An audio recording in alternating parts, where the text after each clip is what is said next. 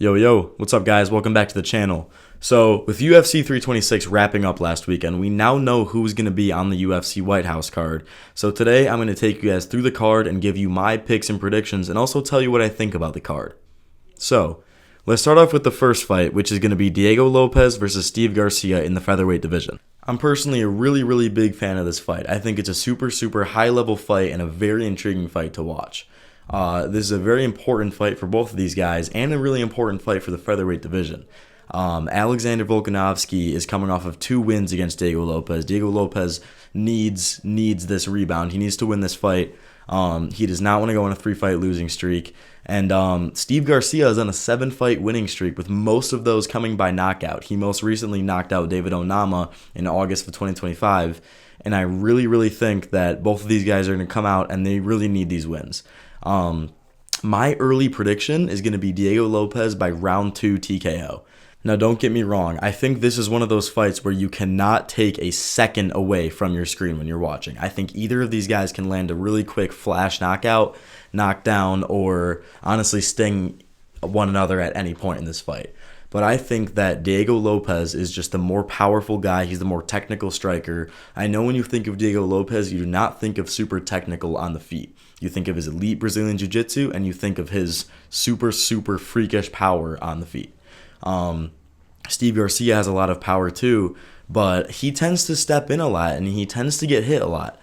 He has not been rocked a lot in the UFC at all, but he does tend to step in really quick when sometimes he shouldn't. And I think Diego Lopez is going to take advantage of that.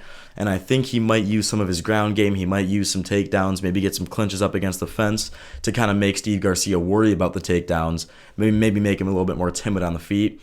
And I think Diego Lopez is going to catch him in round 2 with, maybe like a sneaky uppercut or maybe even like a knee up the middle that rocks him to the body, or maybe a few leg kicks that hurts him, and then chasing him down for the TKO finish. But yeah, I really think that Steve Garcia's recklessness is going to get him caught in this fight. And I think Diego Lopez is definitely going to capitalize on that. He's going to capitalize on his ground game. Steve Garcia does have a bigger frame than Diego Lopez. He is the bigger guy, longer reach. He's taller. He's usually coming in pretty heavy into these fights. But I think Diego Lopez is going to just use his technicality and use his freakish power on the feet to rock and then eventually finish Steve Garcia in the second round. Next fight we have to talk about is Kyle Daukaus versus Bo Nickal. I also really like this fight. I don't know about it being a main card fight on UFC Freedom 250, but I feel like we all kind of expected Bo Nickal to be on the White House card. Anyways, I do really think that this is a grappling heavy matchup. Both guys like to use their grappling in different ways though. For example, Bo Nickal really likes to pressure forward and get takedowns and end on top control, where he likes to rain down shots or threaten submissions from the top, but it's mainly a lot of ground and pound control time, maybe letting his opponent up and then taking him right back down using his Division I collegiate wrestling experience. Kyle Daukaus, on the other hand, has a very strong jiu-jitsu game. He is nicknamed the Darce Knight for a reason. His Darce choke is nasty. His Anaconda choke is nasty. And he's riding a very nice win streak coming into this matchup. So my early prediction is actually going to be Kyle Daukaus via submission in the third round. I think Kyle Daukaus needs to use a little bit of striking, maybe to get close to Bo Nickal and possibly land a takedown of his own. And if that takedown gets reversed, it's fine, because I don't think Kyle Daukaus is going to have any issues fighting from the bottom. If he has Bo Nickal mounted on him, I don't think it's as much of a problem for him as it will be for other people, like Cody Brundage, for example, who lost to Bo Nickal at UFC 300. I think Kyle Daukaus can possibly throw up a triangle or an arm bar, something like that, to get the attention of Bo Nickal and possibly even submit him. I do think that Bo Nickal can get pretty reckless sometimes, and we have seen instances where his heart is in question. We don't know if he really wants to be in there. We don't know if he can hang out with the big dogs. And Kyle Daukaus is no joke, man. He's really good. He has decent striking too, which I think, but that's Bo Nickal's biggest weakness. I think a lot of people are taking that head kick that he had at UFC 322 too serious. I think he has decent striking, but I don't think it's to the level of Kyle Daukaus, and I think Kyle Daukaus can really use that to help him get takedowns against Bo Nickal or help him get that submission like I think he will. Next up, we have Mauricio Rufy versus Iron Mike Chandler. Guys, I'm not going to think too much about this one. I'm going Mauricio Rufy by first round knockout. Michael Chandler, we all love him. We all know he's a dog. We all knew he was going to be on this card. We just didn't know against who, whether it was going to be McGregor or someone else, maybe Poirier coming back out of retirement, Nate Diaz, someone like that. But they matched him up against one of the best strikers in the 155 division right now in Mauricio Rufy. We saw last fight in Mauricio Rufy that his striking has taken a completely different route. He's more technical. He is more timid on the feet, although I wouldn't say timid. I would just say more patient on the feet. He definitely takes his time now. He was picking apart Rafael Fiziev the entire fight until he ultimately landed that right hand and got that knockout, got that finish. But yeah, guys, I think Michael Chandler is the same as Diego Lopez and Steve Garcia, like I was talking about earlier. I think he can rush in too much, and we know the power that Michael Chandler has. We know Michael Chandler can knock out pretty much anyone if he lands a clean right hook or a head kick on him, like we saw against Tony Ferguson. But I'm not going to think about this one too much. I'm going to pick Mauricio Rufy by knockout because I think Michael Chandler is going to get caught when he rushes in, just like I said with Steve Garcia. I think Iron Michael Chandler, he's going to go in there. He's going to try to get maybe a few takedowns. He's going to try to stay within a close distance. He's going to try to dirty box with Mauricio Rufy.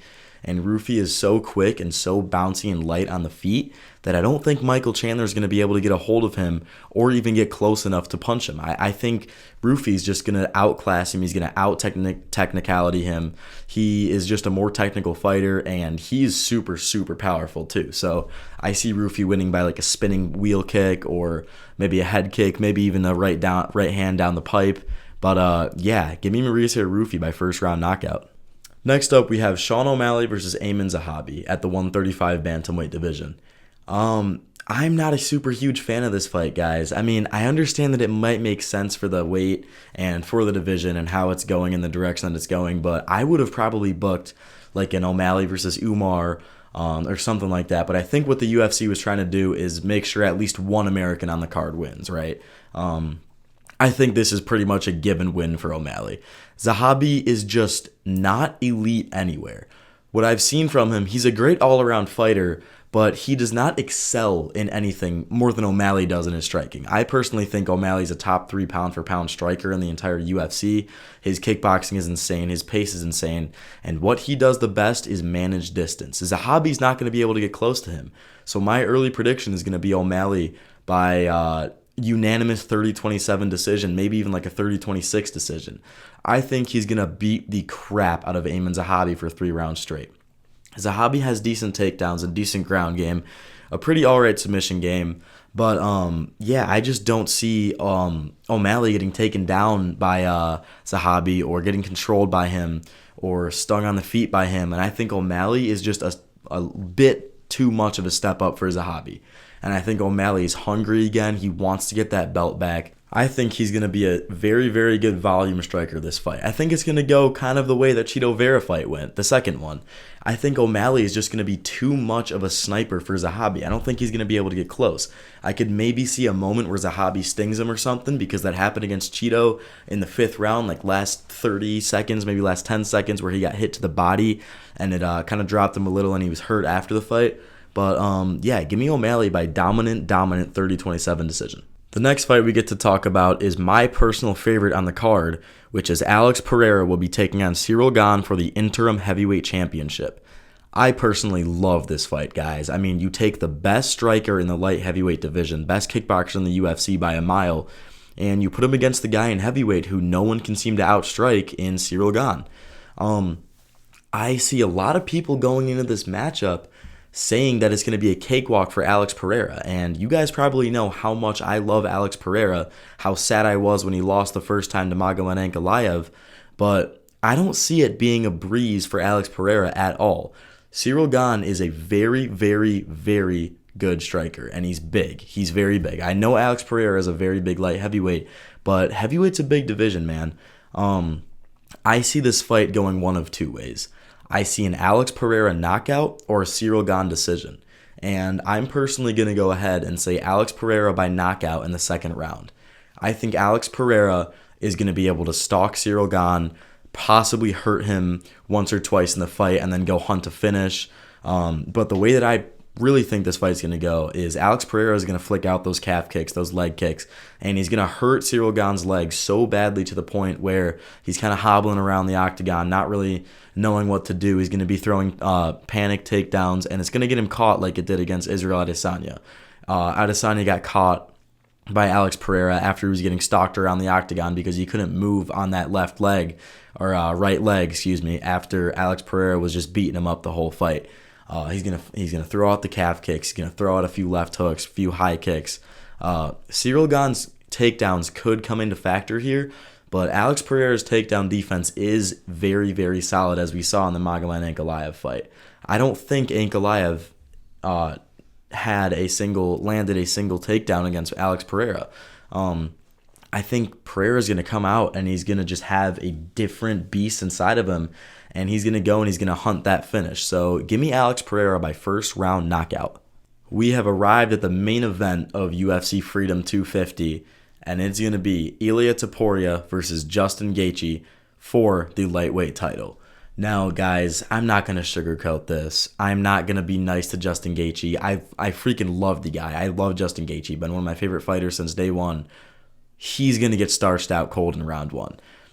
If it was a few years back, maybe even a year and a half ago, before the Charles fight, before the Max fight, I would have said Justin Gaethje by knockout. But man, Ilia is a different beast, guys. His boxing is so good. His takedowns are so good. His volume is so good. I mean, I think Justin Gaethje is going to go out and he's going to do what he did against Paddy. He's going to throw those overhands in round one. He's going to throw those high kicks. He's going to try to, outpace Ilia, which he could outpace him. But I think he's going to get too reckless. And what works against Paddy will absolutely not work against Ilia. We saw Gaethje's volume and his aggressiveness work against Paddy so well because Paddy's never really been put in there with a guy like Gaethje. Ilia's been put in there with plenty of them. Max Holloway's super aggressive. Volk can get aggressive at times. Jai Herbert's very aggressive. Charles is one of the most aggressive guys in the division. And he starched out cold every single one of them. So, I mean, I don't see a world where Justin Gaethje wins. I mean, maybe he could clip him randomly, he likes to do that a lot. But I don't know. I just really don't think Justin Gaethje has that technicality, that you need to beat Ilia Topuria. I mean, we don't really know what you need to have to beat Ilia at this point because he's never been beaten, but I just don't see Gaethje being the guy to do it, being the first guy to do it. I see Ilia going out there and being very calm for the first minute and a half, kind of scoping things out, seeing what Gaethje's going to try to do, and I think he's going to see a very hungry, very aggressive Gaethje, which I think it could be good for Gaethje. Maybe in the first 30 seconds he hits something good. We know Charles clipped Ilia with a really stiff right elbow in the first 30 seconds of the fight with them at UFC 317. But I don't see that happening with Ilia. I think Ilia is going to be very, very patient on the feet. And I think somewhere in round one, he's going to clip Gaethje with a right hand. Gaethje's going to be kind of running around, maybe a little bit worried, maybe a little bit hurt. And I think Ilia is going to follow it up, possibly with some ground and pound, possibly with, a knockout up against the fence like he did to Volk. But yeah, it's not going to be pretty, guys. I mean, I wish I could sugarcoat it, but I'm not going to. Give me Ilia Topuria by first round knockout of Justin Gaethje. I want to give you guys a huge thank you for watching this video, and I hope you guys come back for the next one. And always make sure to subscribe, like the video, turn on those notifications so you never miss a Chazzy MMA video ever again. And yeah, have a great day, guys.